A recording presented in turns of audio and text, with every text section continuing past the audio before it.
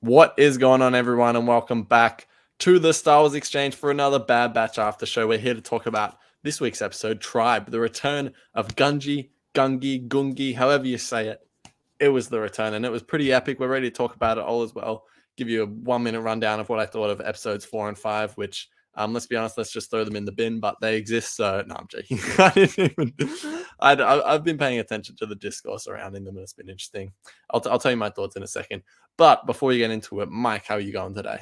Hey, I'm joining you from Chicago today. Crazy, right? Nothing new. Nuts. Bruh, I That's not look, nice. it's been, if you go on our YouTube channel or even podcast streaming platforms or, our pages, you'll see that we haven't really done podcasting. We've been kind of taking a break. So it feels, well, actually, I've still been podcasting, but it's Yeah. nice to be here, acquainted by my partner and all this. So it feels cool coming back. I'm recording this at almost 2 in the morning, and it to me it just feels like it feels nice. It feels refreshing because I'm sitting here next to Ari talking about Star Wars again. So it's been a minute. It's been a minute. So I think this is our only third episode of the year. So I'm pumped here to talk about the return of the Star Wars Exchange. Oh yeah, and the return of Gungi after not seeing him on screen for 10 years. So I'm keen to get into all this and also hear your thoughts on the rest of the Bad Batch series. But how are you doing Yes. otherwise?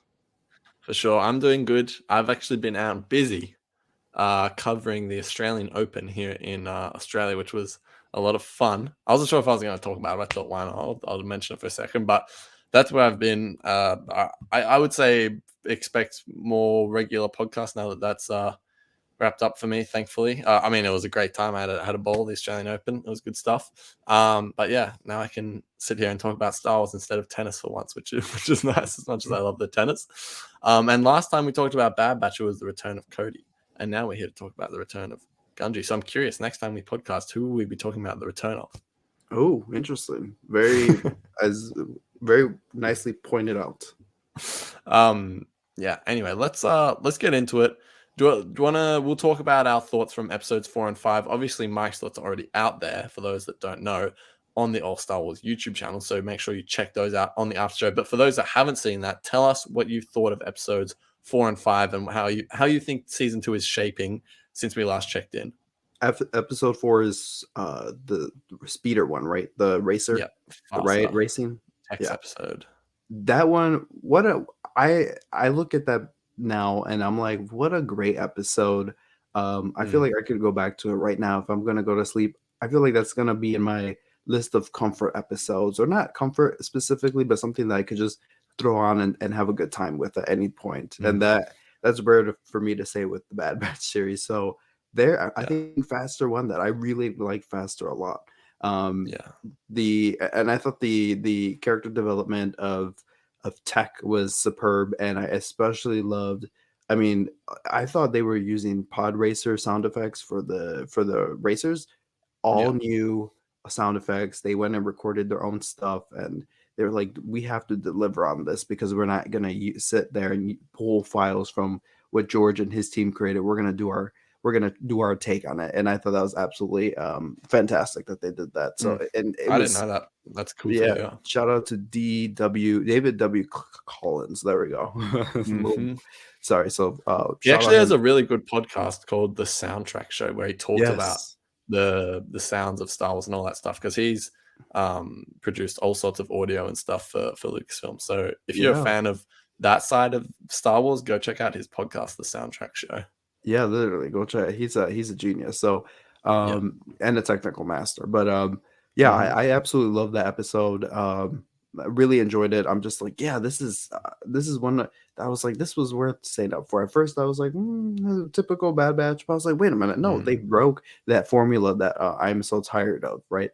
And Yeah. I thought they had a nice spin to it. This last episode, not the Gunji one, but the one previous with the temple and stuff, Entombed. Entombed. Yeah. So when you see a name like that, Entombed, it's like, oh man, do they find, like, I don't know, it's definitely gonna be Indiana Jones style, but it just the only thing that I could say was the music was great. I think that episode also got me tired of the Clone Wars animation. Like, I'm like, okay, I used to crave a Clone Wars animation because it's gotten so good, but now it just feels stale thanks to Bad Batch. That's a hot take because like I said, that's like the animation that people want to see Revenge of the Sith animated into. You know, they want to see that Clone Wars animation, but I'm just for some reason Bad Batch got me tired of it with some other episodes. So yeah, Entomb was just there. I was like, oh, this was.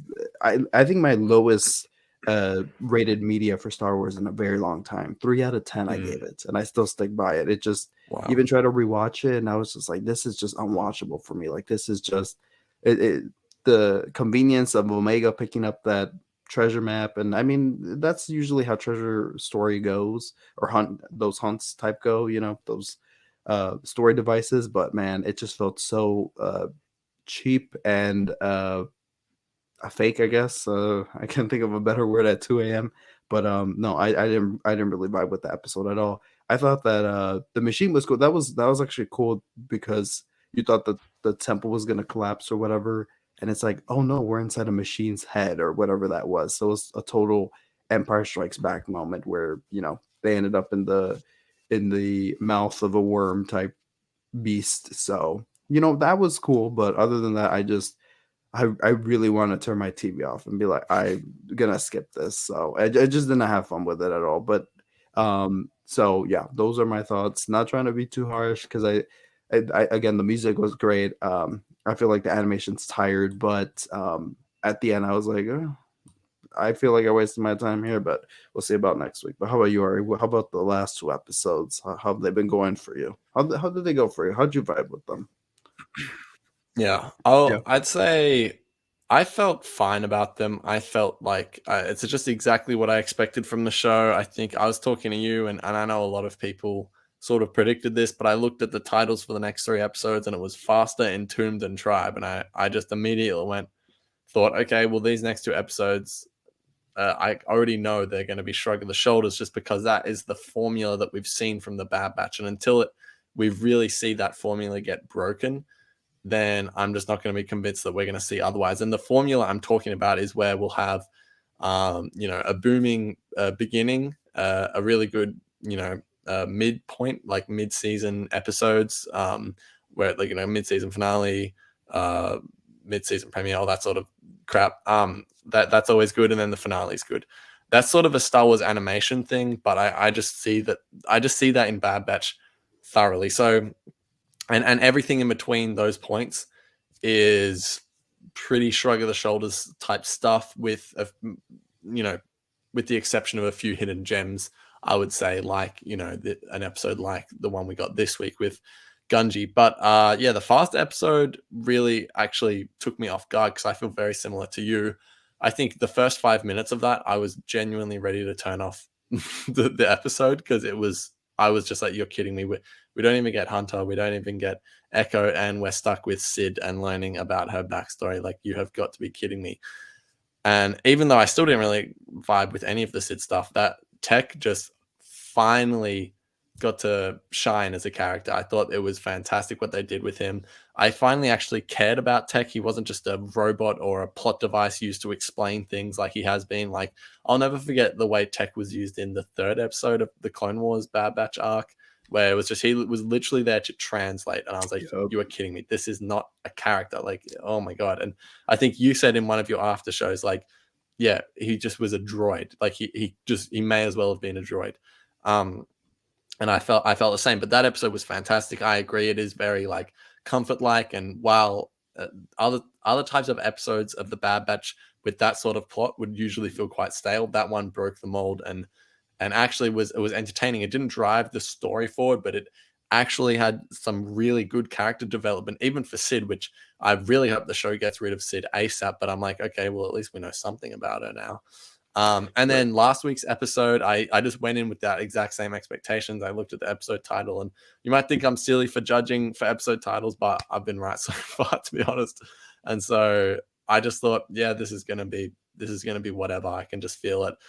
And then it came and it was whatever. I thought that was a bit of fun. We got absolutely zero development, but I think the journey that I went through with the Infested episode last season set me up to be okay with that episode because I was just like, okay, it was definitely one of the weakest of the series, probably not as bad as Infested, but yeah, it was bottom three for sure. It wasn't great. I just went, yeah, okay, that was cool. Haven't rewatched it. I plan on, but kind of like you, I was like, just why? Like, I mean, I guess I can have fun with it. It was the I will say this, it was the closest it felt like to having Dr. Aphra in an on-screen Star Wars media, which was cool because I like Dr. Aphra. But it was a shrug of the shoulders, but my expectations were set. And then going into this episode, I thought the only thing that changed was I thought, okay, I'm a little worried about how they're going to do Gunji because I felt like it would be similar to the way they did the Rampage episode where, oh, it was cool, it's Jabba's Rancor, or that's what it was, right? Jabba's Rancor, am I remembering that wrong? Yes. Yeah, and so I was worried it was going to be something like that where the fact that it was Gunji would mean nothing, but nevertheless, they did a fantastic job. So let's talk about that episode, of course, which was this week, Tribe. What did you think of it? Man, so I just want to preface and say, going back to Celebration and Oh seeing yeah, Gunji on the big screen for like a split or for like the couple seconds that we got, yeah, insane. yeah, I vibe so heavily with season 5 of Clone Wars. I think season 6 is my favorite, but season 5 is just I think it, it was when I was really becoming like a Star Wars fan, and it was like right on the precipice of me creating my like Instagram page and stuff. But like, so it's I vibe heavily with, and all one of the arcs I would constantly rewatch was the Young Leads arc. That was just all the time. I mean, I would always put it on. The Gathering was such a spiritual episode. The next one where Hondo invades uh the Crucible, that's another banger of an episode. I mean, in different ways. I mean, you get to learn about, Gunji, and how special his species is to the Jedi Order and how rare. And even his accommodation with the lightsaber, like, very rare as well. So it just expanded like the Star Wars mythos. And I absolutely love that episode. And the rest of them I absolutely vibe with as well. So when I saw Gunji out there, and also let me say this, when Star Wars Rebels was coming out, and we got our first images of Kanan, and we've got our first teaser trailer, I was so convinced that Kanan was Petro. I was like, Petro went out there, changed his name. I was like, when are we gonna see the rest of the younglings? I was so convinced that Petro was Kanan. I mean, they do look alike, same kind of skin tone type stuff. So I was convinced. That being said, when Gunji came up here, I almost got emotional. Like, I don't know if it was because of nostalgic reasons to think back to where I was 10 years ago, because it's been 10 years since we've seen Gunji on screen. I don't know if it's because of that or just because of his character and what we learn about him here. Because exactly as you said, I think what Bad Batch has done, I was expecting a cameo of the week when it came to Gunji. I'm like, oh great, he's gonna come in a very suspecting way, and they're going to not there. The episode is going to be written in a way where it just feels like fan service, like most of the episodes in season 1.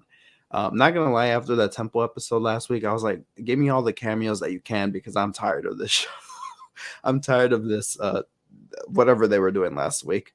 But I love that there was so much heart in this episode, and you just felt the I don't know if it was because of your experience of a player's experience in Fallen Order, but just seeing the Empire there, and same with the Trandoshans, like pillaging Kashyyyk, it just hurt your soul. You're like, man, get off this planet, and there's all these things that come with it. But overall, I just vibe with this episode on a level that, like I said, I like got like kind of teary eyed. I'm like, oh man, this is. I think the message here is kind of like it just touches the heartstrings, if you will. So lots to love here for me. I don't think I have any dislikes other than maybe like some repetition here, but I took it in a different way. But we'll talk about that later. But yeah, overall, I think this is what is it the best one of the series so far? I don't emotionally, yes. I don't think the Cody one was all that emotional. So I think this one emotionally is the best one so far. But yeah, how about you, Ari? How did you? yeah. You and I just rewatched this episode, even though we Mm, watched it at separate points. We rewatched this episode together to like get our thoughts together. But what did you think? yeah. Well, it's definitely a top 5 episode for me, and yeah, like I said before, I was really worried that the fact that it was Gunji wasn't gonna matter and it was just a cameo, but they really did a good job in making it feel like it was important that he was back, and they brought him back for a reason. You know what I mean? And I think one of the good reasons to bring back just a Jedi in general is to see like where are they at right now in the galaxy? Like where are we at with the Jedi? Because we haven't seen one since Caleb in the premiere. So it's nice to sort of almost get an update of where they're at, but also how the Jedi view them. Not the how the Bad Batch view them. Sorry. So it was cool to see it was cool to see how they were how they approached Gunji, which wasn't as compassionate as I thought. I liked the way they're like, yeah, of course we didn't obey that order or anything like that, but it still felt a little stale to be completely honest at first. But I'm so relieved that Gunji had like a reaction to seeing a clone. I was worried for. I was actually thinking that as Omega approached them, I was like, how's Gunji going to react when he sees the Bad Batch? Because like obviously they're clones and whatever. I definitely want to learn. This is sort of more of a general thing, but I want to learn what we're doing with Gunji going forward, and what's been going on with Gunji from the point of Order 66 to now. Um, anyway, but yeah, we'll start to go through the episodes because that my thoughts sort of filter throughout the thing. But overall, yeah, I thought it was a great time. But let's start off by talking about sort of the first 10 minutes before we get to Kashyyyk that I was just mentioning there. He had the way he was brought in was felt very like, and there's just something about because been rewatching Rebels and Clone Wars lately, and the way the characters that are coming back are revealed in trailers is so much better than it is in the show. For example, like Darth Maul in the Rebels trailer, that was awesome when he was revealed, but in the show, it's like whatever. And it was sort of the same in this. Like when we see Gunji in the trailer, it was amazing. When we see him in this, it's like he doesn't have like some big hero moment where he comes in, which is fine. Anyway, so Omega goes and saves him. Great. He's back. He has an adverse reaction to seeing clones, obviously he's fed, and he said the clones automatically agree. Okay, we're going to go take him back to Kashyyyk. What did you think of how this first 10 minutes came back, and how this first 10 minutes transpired, and how it was like seeing Gunji straight away off the bat? Straight away off the bat is sometimes how I like it. When it feels heroic and stuff like that, sometimes Yeah, it just feels too glamorous, and it definitely is playing into that. yeah, I think yeah. only This some this characters. definitely felt grounded, I would say. Right. I think some Yeah, some characters deserve that like type of treatment, like Luke Skywalker. If Luke Skywalker appeared in here, we yeah, deserve some type of like the yeah, royalty treatment. I think only some yeah, characters deserve that. And obviously, if Ahsoka comes in here, I think she deserves that as well. What struck out to me here was I was confused at first because, as you said, it felt like a little stale to me. I'm like, but it's like Omega. I mean, I don't know. She was just like coercing Gungi to like come on, he's like a friend, he's chill, and I'm like, y'all realize that clones just tried to kill him maybe a couple months ago or months yeah, ago. yeah, So I'm like, don't you guys have some compassion? But I was like, wait a yeah, minute. Oh, that's cool. Omega doesn't even know that he's a Jedi. Like, yeah, at that point, they don't know he's force sensitive until he takes that lightsaber, and she's like, "Oh wow!" Like they all had this cool moment. So they definitely didn't know he was force sensitive. So it was kind of cool having the audience react in the way that I did, I guess, and then have the characters. Oh yeah, the characters don't know he's a Jedi yet or a youngling or whatever. So yeah, when he had that moment though, when he had that, I guess that hero entrance with his lightsaber, that was pretty cool. Which was that shot we saw in the trailers. So this whole setup here, I thought first of all the droids sounded really cool because they reminded me of how the droids sounded. Maybe that cyborg guy from Vader Immortal. If you ever played the VR game, it sounded like that automated robot voice, which I thought was really cool. And it felt very similar to it because I was like, oh man, that sounds just like some of the droids in Vader Immortal. So I don't cool Star Wars connection. I guess that's a little geeky connection of the week because not many people have played Vader Immortal. So yeah, but I thought, yeah, this was interesting all the way up till.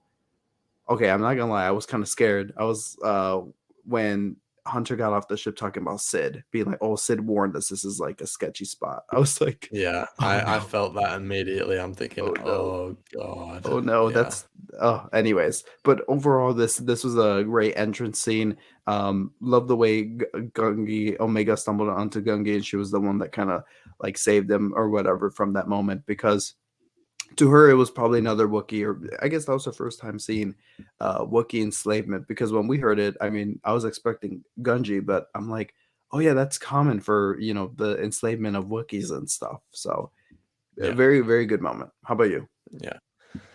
Yeah, I mean, yeah, no, I thought that was interesting. Definitely seeing Omega's perspective is cool because I don't know how aware or unaware she is of the Jedi, but seeing like, yeah, her reaction to something like that was All right, definitely cool. she didn't even see Caleb in the Yeah, aftermath. yeah, Yeah, well, yeah, I'm sure she knows what a Jedi is, like being right. so involved with the clone army and stuff. But it was cool to just sort of see where she was at. But yeah, something I love that this episode did was it sort of did what a lot of the canon material does with old legend stuff, in the sense that I know that this technically isn't legend. I don't know what this would fall under, but we know that there was a planned Kashyyyk arc involving the Bad Batch that was unfinished Clone Wars episodes. And I love the way this episode sort of fulfilled that story in a sense, because they said they had been to Kashyyyk for ages. And I think in that story, the Bad Batch were meant to be on Kashyyyk during Order 66. So we know that story didn't end up happening. But then that's the stuff that was meant to go on in that arc sort of happened in this episode with, we've all seen that piece of concept art with the Wookiee with his hand on the tree. And of course that happens in this episode. So I really liked that. But yeah, because, obviously, me and you have looked pretty hard at those unfinished Clone Wars ideas, I guess. What did you think of that? I mean, add on to the nostalgia, because I remember watching those reels when they were released, maybe like in 2016. Mm, So, especially the one with the spider, where they're fighting the spider, and I'm like, oh no, it's about to play out just like the reel, which I didn't have a yeah, problem with. But I'm like, oh, I already know what's coming. But it didn't. It was a different take. It was like, don't harm them. It was like they're not gonna bother you if you don't bother them, type deal. And Gunji was the one to lead them through it, which I thought was uh, again pulled at the heartstrings, because who knows how long it's been since Gungi has been to Kashyyyk as well, and he was over here guiding them into his home, so where he was originally trying to go. But yeah, I think, look, it's very cool that we get to finally see this in animation, because I always wondered, I'm like, I wonder how they would have animated those spiders. And when you saw them, I'm like, yeah, or those web catchers or whatever you call them, I thought they looked great. I was like, oh man, this is so cool, satisfying to see. Like, I still want to see how those uh how the one guy from the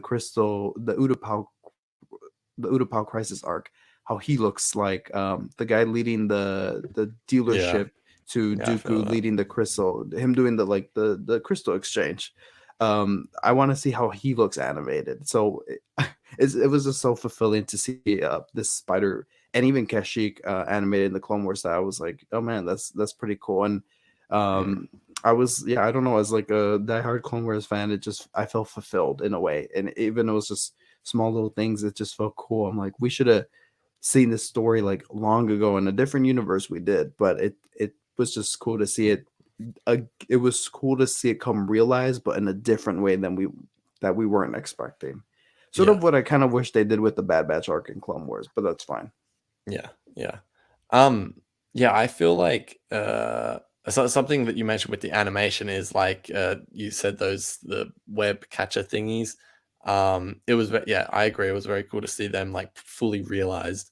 But definitely felt like something straight out of Fallen Order. You know what I mean? Yes, Like yes, I could just imagine playing as Cal and going around. And I know it's weird that a Jedi has to kill a lot of animals in that game, but I can imagine just very slashing at true. it with a lightsaber. But anyway, so but I liked what they did with Gunji in terms of him saying, because I'm pretty sure in those reels the Bad Batch kill Yeah, the things, they're and this shooting them. but in this one we've got Gunji who says no, we don't there's no need to kill the animals. And then of course that comes full circle because they end up helping him defeat the Trandoshan at the end. But yeah, let's talk about this next portion. So you see the Trandoshans are introduced, and then we can talk about that if you want. I don't have a lot to say about it.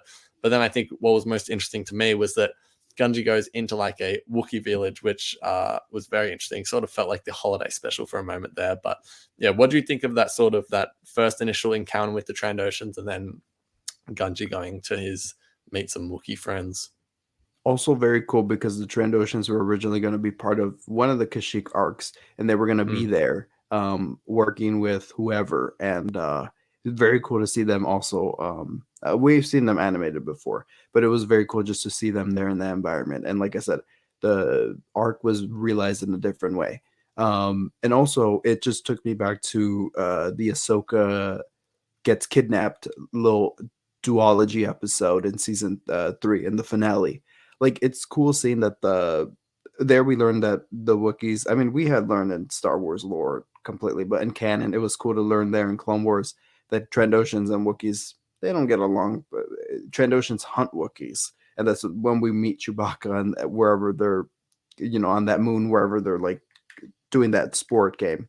So, anyways, seeing Trandoshans there, like uh, wrecking and causing causing the deforestation of Kashyyyk, man, that's a punch to the gut. It's like, no, go to Trandosha and start a war there. Like, it was very. It just reminded me of like I said, Clone Wars, of the Clone Wars season 3 finale, and it made me feel like mad. I was like, man, get off their planet, because I think you said about feeling it like the holiday special. Like, I don't like, the Wookiees are just like, yes, they're warriors and stuff, and it was so cool seeing them in Clone War, and I'm sorry, Revenge of the Sith, battling aside Yoda and clone troopers, and getting a shout out by who was it? Echo. He was like, they were our allies. mm, Yeah, mm. and I mean, just when you're around them, I'm just whenever I would go to Kashyyyk in Fallen Order, whenever it was any missions, I mean, you're fighting bugs and you're fighting stormtroopers, but whenever you get an encounter with a Wookiee, it was just like the most wholesome thing. Just hearing the little growl, or coming across a hurt Wookiee, or one that ran away, I'm just like, man, what is going on Kashyyyk? So I think this whole, Definitely. portion of the episode, I love just how upbeat and I don't know how to describe the music, but I was just vibing with it. Like, it just added like a Yeah, deeper emotional state to the episode, and it definitely gave a sense that Kashyyyk is not safe, that there is trouble on the horizon. There's trouble going on now. So yeah, yeah, I absolutely love this whole portion of getting to know Kashyyyk, and really pulled at the heartstrings that when Gunji saw what he saw too, which is then the yeah, next portion we talk about. yeah, yeah, yeah. Gotcha. But yeah, I agree with everything you said about the Trandoshans. It's a cool introduction potentially for people that don't know about the Trandoshan Wookiee walks. I feel like there's potentially stuff coming to do with that, so that's cool to introduce more people into that sort of, I don't even know what you call it. I guess the rivalry between the species, or you know the I don't know how to even express that, but Right. uh, yeah. So I want to talk about this next part where Gunji is sort of taken in by a Wookiee family. It's we don't know if he's related to any of them. We assume not, but it's cool to see that he's taken in. I gotta say, one of my favorite moments of the episode is when we see the elder figure. I think they called her Yana. For a hot second there, I definitely thought that was Mala, which is which is Chewie's mum from the holiday special. Just the way she was looking, I was like, yeah, I was very suspicious for a No. second, but alas, speaking of the holiday special, as I said, I got major vibes when there was like 20 seconds, I think, just of pure like Wookiee dialogue. I mean, in the holiday special, it's more like 20 minutes of just nothing but Wookiee dialogue. But yeah, it was honestly, I actually just watched the holiday special for the first time very recently, and well, I watched it when I was a kid, but I couldn't remember anything from it. So seeing it again very recently was just, I don't know. There was a weird energy to seeing it, like, as I guess we said before, kind of realized in animation. I was like, oh, okay. And I was worried we were going to walk into that room and Spunky, or whatever his name is, was going to be doing cartwheels and watching the circus on a hologram, but Oh thankfully, no. thankfully not. um, but yeah, I love that. I just love this little Wookiee community. I loved the when they were coming out with the plan, the way they listen to the trees, all that sort of stuff. It's yeah, it feels right with the Wookiees and that sort of, because it got me thinking, like, I feel like this is the deepest we've gone into the Wookiees in canon. You know what I mean? Like, at least that's how I feel like the way I we're agree. seeing them, like when we're not hearing about them, we're actually seeing them, Right. do their thing, just living. And um, yeah, I loved. Actually, this is toward the end of the episode, but like Rekka even speaking a bit of Wookiee, I thought was hilarious. Oh, And then yeah, them drinking all that stuff was great. But what do you think of this sort of section where we introduced to what a day in the life of the Wookiee? well, yeah. This is the continued appreciation for the Wookiees, and right before this, when we like as soon as we got there, like I said, I was getting all these Fallen Order vibes. So it's like I want to know what's going on here. Like there's all these projects that are going on, and it's the deforestation and the exploitation of Kashyyyk for its resources and stuff. And I forgot what the project is called. Project no, I'm not even gonna remember. But there's a project that they're working on, and that's highlighted in Fallen Order, and it's just like them taking down everything that Kashyyyk has to offer. And as you know, as we learn in the Fallen Order game, and as we learned in this episode, the Wookiees are moving farther and farther, away from all that chaos where the Empire is building the base and all that stuff. So and it's just, man, I love the Wookiees. I mean, it's Chewbacca's species, so it's like obviously it's gonna have a place in my heart. So it's just, man, and I don't know. I just feel like when Gunji came across his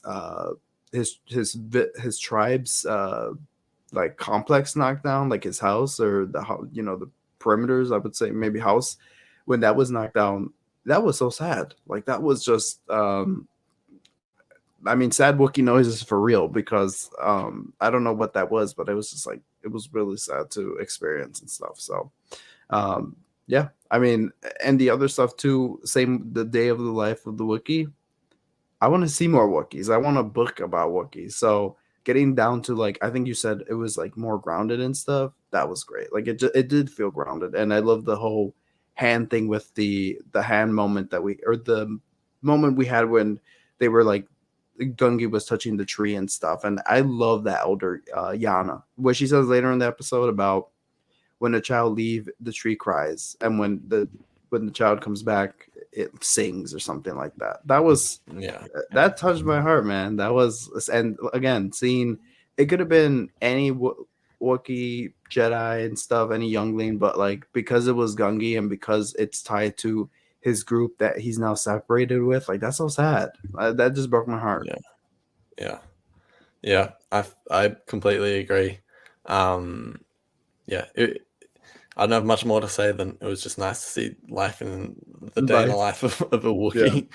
for sure. But yeah, what did you think of that final sort of fight scene with the Trandosians? Oh, that was pretty cool.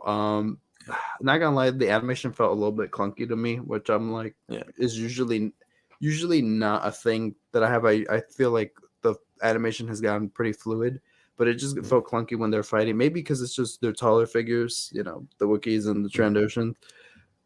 So it might have felt a little bit off, but other than that, I thought the fight scenes were pretty cool. Seeing them use the separatist tanks was interesting. I'm like, man, I don't know, like this episode, especially with the Trandoshans fighting and those tanks, I'm like, this feels like, and Gunji there, like this feels like a legacy to the Clone Wars, like a successor to the Clone Wars series. And this is when I'm like, mm, man, when you guys do this type of stuff, you guys hit a stride, because you're going off some stories. You're continuing a story that Clone Wars started in the story of Gunji and expanding upon the character. And I love that. yeah, I'm like, oh man, like who kn- I would love if we got to see how Huang is doing right now, or was he yeah, eliminated during Order 66, or was yeah, he obtained by Palpatine? Like yeah. if they did stories like Or that, I I think would. we're gonna see him in the Ahsoka series. But Oh yeah, yeah, yeah. It wasn't he confirmed? I'm not sure if it was confirmed, but we definitely saw like his same Oh model yeah, in we the did see. Yeah. show. Yeah, So I mean, I love stuff like that, because it's like when Bad Batch does that stuff, like all the Camino stuff last season was great. It felt like a mm, success to the Clone Wars series. But so I absolutely, when all that stuff was going down, I was like, yep, this show hits its stride when it's doing elevation from Clone Wars. So yeah, I thought the battle sequence was great. again, the music was phenomenal. Like the Kiner brothers, they just and Kevin Kiner, they just like elevate the scenes with their music. It's pretty insane, and I think they need to be applauded for it 100%. Yep. Yep. Definitely. Yeah. That I I think that final fight scene was cool. I think I like that Gunji looks like a bit bigger than he did in the Clone Yeah, Wars. He just and looks a his little bit voice is a taller and bit deeper. yeah, and it's a bit a little bit less childlike. So seeing him run around with slicing Trandoshans up with his lightsaber was definitely pretty satisfying. Yeah, And it's cool to see that he's actually progressed as a Jedi. I mean, I don't know how much time has passed since we have seen him, but it seems like he's actually progressed, which leads me to one of our final talking points. But what's going on with Gunji? First of all, are we going to see him from Order 66 to this moment? Are we going to see him in the future? What do you think, and what do you want from that future of this character? Because he's a bit of a fan favorite. When he got brought back, yourself and I and all the fandom were going crazy over it. So pretty yeah, sure I what do you almost think? broke my metal chair over that. I went insane. And it's not like I've, been on a Gungi hype train all these years. It's a Yeah. connection to the past that I'm just like, because I mean, what would I want for Gungi? I would like to see him reunited with the other younglings if they're still alive. I think Katuni's alive. I feel like she went and sought out Hondo or something. Petro, I feel like Petro's a survivor to me. I feel like he would have survived that. I think the only one that would have died would be Biff. Mm. I oh, if Zot died too, oh man, I'm telling you, I Yeah. have such a connection to these little characters that it's like I didn't even know we're deep, but it's like we got to see them connect with the Force on a deeper level for the first time. When they Mm. got their Jedi Mm. crystals, and then we got to see them build their lightsabers. We got to see them experience, the loss of Ahsoka for a second, and then Yeah. them dressing up as circus people and to get her back, and which was the silliest thing but the funniest Star Wars thing to happen. And then Yeah. the ending moment where Obi-Wan is like igniting his lightsaber and they join forces at the end like that. I mean, I don't know what it is, but I just feel an attachment to these characters that now I'm discovering. So if Gunji, and I'm pointing at my screen right here because Gunji is right above me. If Gunji, where's your Omega Pop, by the way? Because she was a star in this episode as well. Yeah, there we go. Ari has an Omega Pop. That's his favorite Bad Batch character. Just want to highlight that. There we go. Totally not. I'm more of a hunter kind of guy, but Omega's cool. Oh, okay. Show us your Hunter Funko Pop. Yeah, you got me there. Yeah, I did. But if they did a Gunji Funko Pop, best believe I would pre-order Oh that. yeah, yeah, So, that'd be great. but yeah, what I want from him is I hope he returns to the series. I hope that he actually connects with the Bad Batch on more of a level because that's what kind of I expected. I feel like whenever the Rebels characters would, we get like that type of Clone Wars character, whenever there was someone like that, like Hondo, they like connected Mm, with him in a way where it wasn't like, all lovey dovey first. Eventually got there. And I would love to see if it was, if Gunji wasn't, if they took that route with him because yeah, I mean, is he gonna be on Kashyyyk protecting it this entire time? Because he ran away from the Empire from all that forces, but I mean now he like stood up and fought against the yeah. enemies and the clones too. By the way, just want to point this out. Love that the Bad Batch didn't use their stun guns on the clone troopers. No, shoot them. Like they were causing. Sorry, that sounded really aggressive, but they were calling savagery to the forest of Kashyyyk. Yeah, yeah, So I for Gunji, I don't know. Is he gonna stay there, be the protector yeah. of the forest? Is he going to be? Does he meet Chewbacca? I think he does. Is Mm. is Saul Guerrero going to get his hands on Gunji and be like, "Oh, you're joining my forces"? Because that's what he tried to do with Cal. Like he was thirsty for that Jedi. So is he gonna do Yeah, that to Gunji? We maybe. don't know.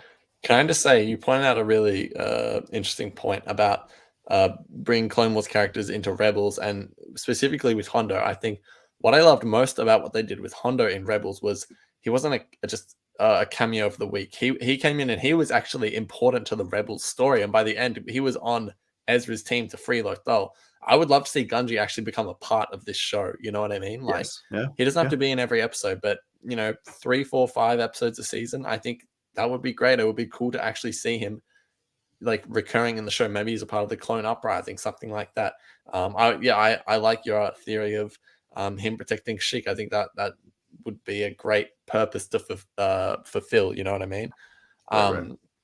So yeah, I don't know what's going to happen, but I think we'll see the next time we see him will be in the Bad Batch, and yeah. Also, I just really hope in some form of media we find out how we survived Order 66. I just with every Jedi we see that did, I want to know how. You know what I mean? So, I feel yeah. like Anyway, at this point we're gonna get everybody's Order 66 origins, and we're gonna get their POV, what happened, and and Hayden Christensen will get paid for the rest of his life because he has to be in the yes. background chopping up younglings for every time we see You, it. you know what? True. Where was he? Was he with the other younglings? You're right. I would Yeah, want to see that nice. because it's not like a typical other Jedi that'd be like, yeah, like if we ran into no, actually I would want to see Luminara on Kashyyyk, how she survived that. Well, she didn't because then she Yeah. was captured and then she was used as a trap. But I mean, name a Clone Wars Jedi and one of the featured ones in Clone Wars that survived Order 66 that we know. Um, I wouldn't really care to be honest, but I think Gunji, because he has a connection with the younglings. When we last saw him in Clone Wars, actually he was in season 6 in that Force vision that Yoda had, or that whole Yeah. experience. But canonically, like actually, like he was actually there in the physical realm. Yeah. Was during Ahsoka's trial when Anakin and Barris were fighting. He Yeah. was there. Yeah.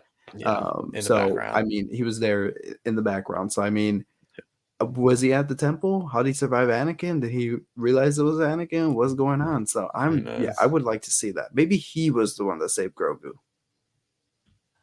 And that would be Which, crazy, honestly. which leads us Imagine to that. our next discussion, The Mandalorian. No, I'm just kidding. One more thing I want to say about this episode. Well, I have two more things. I'll touch on the first one real quick. So, there was a beat that we hit at the end of the episode with Hunter having a discussion with the elderly Wookiee Yana, and they were like, "Oh, he's like, oh, this galaxy, like, I just wish these kids didn't have to grow up in it. It's so rough and blah blah blah blah blah." I'm like, yeah, Hunter. We hear this from you at the end of every damn episode. I almost saw that for a second. But we hear this at the end of every damn episode. It's like we get it. I mean, I understand what they're trying to do, but it's starting to feel so repetitive. At the end of every episode, oh, I just wish Omega could just grow up and be a kid. You know what I mean? It's like, yeah, we know because you told us last week. Do you not feel that way? Am I the only one thinking this? See, I agree. Yeah, I do feel a lot of Hunter's moments are regurgitation from things we already experienced in season 1. I think he's said lines like, I complained about the premiere episode, about he was kind of upset that Omega was doing something reckless during their opening mission. I'm like, we've been over this already, buddy. Like, we don't gotta expand on it. yeah, So I agree, but the way I took it from this episode was really from Gunji's standpoint, and because I was invested in the character in throughout the episode, I thought about, I was like, oh man, like the only family he knew now or he has was those younglings, and who knows if they're even alive, and he's been forced to come back to his homeworld, and poor guy didn't even he got captured and now he's back, and I don't know, I was just like, wow, like the life that he knew is gone. Like yeah, maybe a year ago you could equate it to a year ago he got his Jedi crystal, now he's here. Like, I mean, it's just, I don't know. It just hit me. So it's like, yeah, I don't know. I think it was more on the chord of, because then you had that shot of them like putting their hand on the tree and I guess like yeah. listening That to was it. that was very wholesome, by the way. So I was like, oh man, like again, that pulled at the heartstrings, and I don't know. I vibed with what that's the theme of this show, Yeah, of this podcast episode is vibe, because I vibed yeah. I vibed so much with what We Hunter was just vibed saying. with the whole episode, I just honestly. vibed. It was just something It that was a I good just dad. It literally, was just a good ass time. it was a good ass time. So Yeah, yeah, anyways, so yeah, I don't know, I took it again, I took it more on Gunji's side, where I felt that connection. I mean, I get it because with the Omega stuff we've been over and over that again, but again, just I thought of Gunji, and the poor little guy, man. Gunji. yeah. Yeah, fair enough, fair enough. One last thing I want to mention was we were lucky enough to talk to our good friend Parks, who will be on the podcast shortly, this week, and we were talking about. I asked Parks. I said, Parks, what the hell is actually going on in the Bad Batch season 2? Seriously, I don't understand it. What is the meaning of this? And he told me, well, if season 1 was about survival, season 2 is about finding purpose. And I thought, you know what? That's actually great, because there's a moment in this episode where Hunter says, we don't work for the Republic anymore. Nowadays, we're no friend of the Empire or something like that. But then it got me thinking, nowadays, what actually are you? And then I thought, okay, no, this is what I had talked to Parks about the day before with Mike. They're finding their purpose. I think that's what this season is about. This is completely coming from Parks' mouth, not mine, but him telling me this just has made me feel better about the future direction of the show. But I'm like, because now I feel like, okay, I kind of feel like I know what we're doing. And what we're doing is not knowing what we're doing, because we're finding our purpose. You know what I mean? So I think that will be a running theme of this season, at least. So what will that purpose be when the time comes? Sorry, my light is still broken for anyone that remembers from the last episode. I really need to fix it. But yeah, what do you think of that, Mike? Because I felt like this whole series has been directionless in terms of this season. What do you think of that? Until I've had this realization, that is. I mean, so I do feel it's directionless.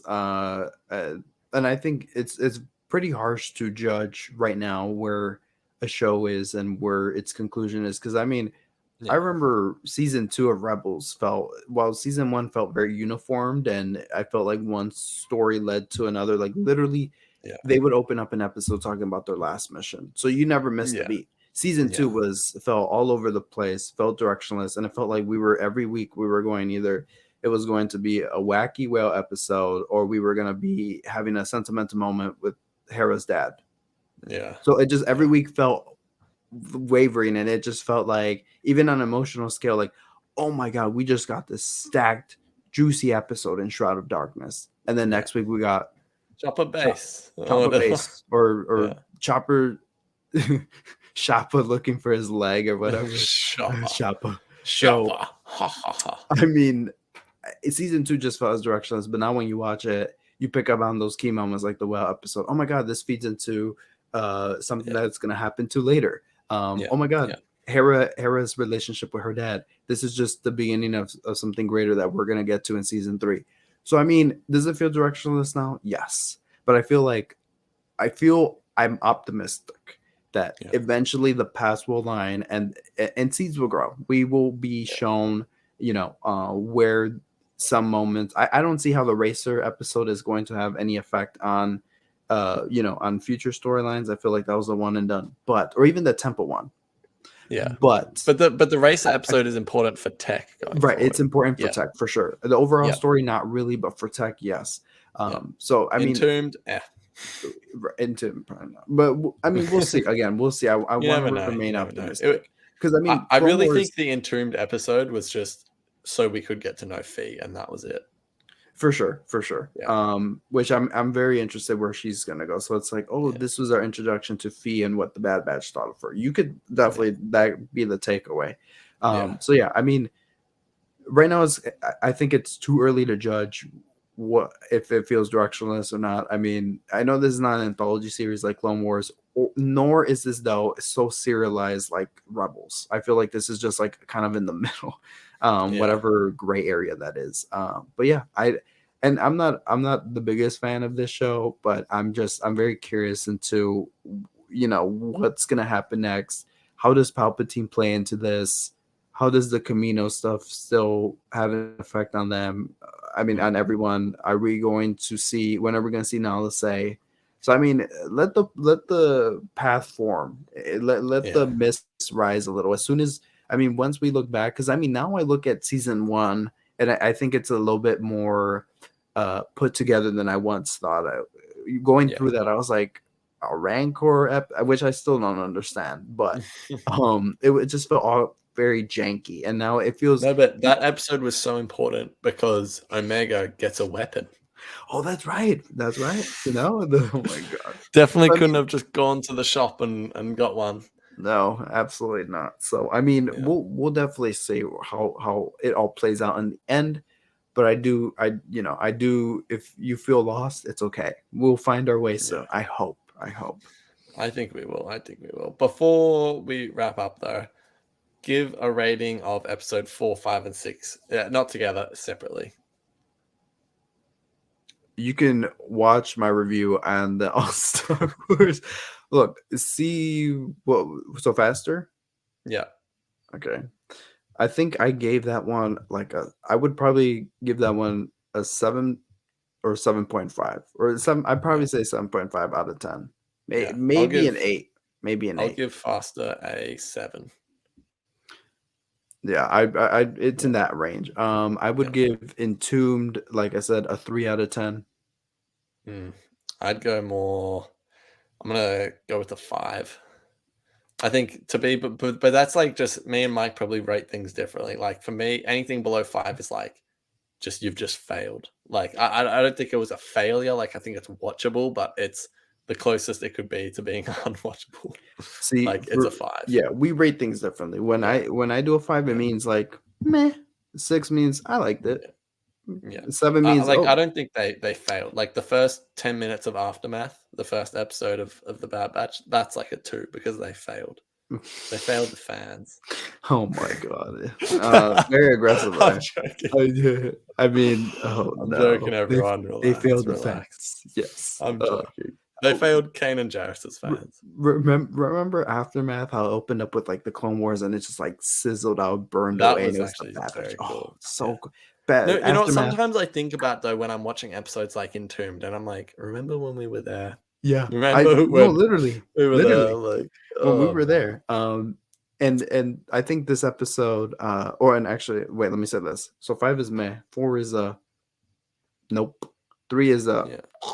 2 is and 1 is no. So anyways, I don't know. Has anything ever been a 1? No, I don't think so. Prince and the Scoundrel. Oh wait, you know what? Tales of the Jedi. I think 1. Honestly. I was joking, by the way, to anyone that heard what I said. Yeah, right. Anyways, what was the next episode? Oh, the Gunji episode. Gunji. Yeah. What do you rate this one? I would rate this one 8.5 out of 10. I was gonna say the exact same. 8.5 for me too. So we're both like, yee. Okay, cool. Yeah. We It's both like agree. Bad Batch is like, I don't think Bad Batch has really ever reached a 9 for me, besides I think War Mantle or Camino Lost. They were probably the closest to 9s. This episode, War Mantle is definitely a 9. I love that episode. This episode is 8.5. It's like it's on the better end, but it's still Bad Batch, which Bad Batch just isn't in that 9 to 10 realm for me most of the time. But it's still very good. I enjoyed it a lot. Aftermath is a 9.5 out of 10 for me. That is just I'm telling you, Matt. Aftermath. I'm telling you, everybody needs to get around after. I mean, look, I get it, the Caleb thing, but once you get past that, that is so good. Like that, it literally it is like a movie. I mean, I could go on and on about Aftermath. I've already done so on this podcast, but Aftermath is really good. War Mantle is another really good one. Should we just go through and rate every Bad Batch episode? wait, I want to hear some though. Infested. What do you rate Infested? 6.5 out of 10. 6.5? Yo, you are joking. Are you trolling? No. Oh my god. Dude, look, Infested, bro, there are at least Infested, it gave us some shots. Like when I think it was Tech that drops the light, and you just see like this little, they have this wide shot, this like little dim light dim light go down, and then they there's things that I appreciate from there. And I thought the Pikes were a cool inclusion to it. I thought it felt like a kind of like a, I don't know. It was cool to catch up with the Pikes to see what they were doing. I don't know. Like there was redeemable aspects of the episodes. I mean, like I didn't think it was the worst thing ever. But if you think I'm a joke, well, I'll listen to a different podcast. I was talking to you, but okay. Oh, well, you're talking to me. Oh, okay. Yes. I thought you were talking to the audience. What would you rate? 6.5 is fine. It's a 5, definitely. It's not. It didn't fail. We're not so far off. By your reaction, I thought you rated it a 2 but or 6.5 is like there was enjoyable elements, and I'd rewatch it a few times. 5 is like I want to clutching at rewatch. straws. You know what I mean? I'll rewatch. I mean, I did rewatch it when I rewatched the series, and I was like, okay, like it's fine. Definitely not as bad as I remember it being. I just thought it's fine, nothing more. But yeah, what do you rank? All right, this is the final one, I promise. I want to hear what you rank. There's a specific Clone Wars episode, but I can't remember the title of it. But I'm going to find it in the next 2 seconds. Okay, Dangerous Debt. What do you rank that Clone Wars episode? What episode is that? It's episode 7 of With the season Marquez? 7. Yeah, and it's the one where they start in prison and they end up in prison. You know with what? The Marquez sisters. I just rewatched that one. That one is not bad at all. Like I would rate that one a 7. A 7. A 7. Yes. Yes, that is a good episode. Oh my You- god! at the I only beginning- brought it up because I think it's my least favorite episode of the series, and that is coming from someone who doesn't hate on the Trace and Rafa arc. I enjoy Gone No, with he the didn't. Trace. No, he didn't. I do. He loves it as much as he loves Star Wars Visions. But anyways, at the beginning of the episode, you learn about Trace and Rafa's tragedy, and it was that it was some Jedi that we all summed up to be Luminara, comforted him and be like, "Oh, just your parents just died, but whatever." Like it was just Yeah. cool to learn some substance about those two characters. And if you said the one where they drop the spice and Rafa has this whole freak out moment Deal, aboard no the deal. Angel. Aboard the Angel, yeah, deal or Yeah. no deal. I would maybe give credence into that, but I thought that, I mean, look, let me tell you something. Clone Wars has depth and Clone Wars has range. Clone Wars can do stuff like that where you have an episode just like that where they escape prison and wind up in prison at the very end, because that episode even set up Bo-Katan and Sabine's mom, Ursa Wren, in there, where they were going to come back in the next episode because they were. I'm like, what are you doing? So yeah, it has enjoyable elements to it, and the whole thing where I thought it was so funny when the guy was asking them for credits, and they're like, "No, go away," and then he walks, and he sees a picture of Rob. What is happening right now? He sees a picture of Rafa and he's like, oh, they're down there. Oh my god. Anyways, so I like that episode. Y'all you hate on that too much. Hate on it too much. I don't hate it for the reason they start in prison, they end up in prison, but I Yeah, think you that's do. just That's the way you said that it. just shows that whole episode just feels like running around in circles. It's just so like, Oh my God, it's bro, like what Clone they Wars- set up Bo-Katan, mate. She's in it for like 1 second, just like, Oh my ooh, like looking at them. It's like, oh, they really set her up. Like, let's expand your thoughts on Tech's character development and faster. yeah, I loved it. It was great. No, Wow, okay. yeah. Dangerous Debt is fine, but for me, it's another 5. I'm trying to think of something that falls under a 5, and I think that's off the top of my head, that's the closest thing that I could think of. I could think of some Rebels episodes, but we'll save that for another party. Oh, come on now. Don't play this game with me. We're gonna go run down the list and see what Clone Wars did better than Rebels, and we're gonna continue this rivalry. Oh, no. I'm just kidding. I love Rebels. But also on the subject of filler too. Rebels has a lot of filler where it's just dead ends, but you still have a good day with the characters, and that's okay. Filler episodes are okay as long as they're good. Yeah, I long as they're don't good. disagree with that. I mean, Yeah. Rebels has so many filler episodes, but that doesn't mean they're bad. Like they're enjoyable. I exactly. just love sitting down with the characters. Like Yeah. and into In order to do that, you have to like the characters, and I think people No, don't exactly. like the Bad Batch characters. No, enough exactly. to be That able to was do my that. next point. Is that Yeah, we yeah. don't. But I thought if they did more episodes like the Tech episode with Faster, Oh, yeah, where I yeah. began to like Tech, I'm like, then do it. I'm telling you, I'm with Bad you. Batch. The problem with Bad Batch is they have an overstacked cast. If they started to kill off enemies, they'd be like, oh, you know what? Me and Wrecker are gonna dip this entire season. We're out. I would love if it was just a trio, like it Yeah. So, anyways, I that's don't our disagree. I don't that's our- disagree.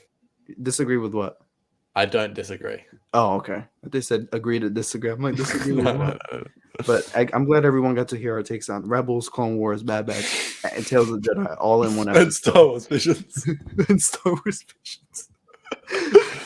All right, we're done. We're done for the week. Yeah, we we're will be done. back next week to talk about the double episode, which we're both very excited for. I think it will be good. But yeah, check out all of our socials. You guys know what they are. But most importantly, follow us at the SW Exchange on Instagram. 5-star rating on audio platforms, Spotify, our podcast. We really appreciate that. Subscribe, like, follow Mike at all_Star Wars. Follow me at Stars_Exchange. Thanks for watching. May the force be with you. See you next week, everyone. Laters. Adios.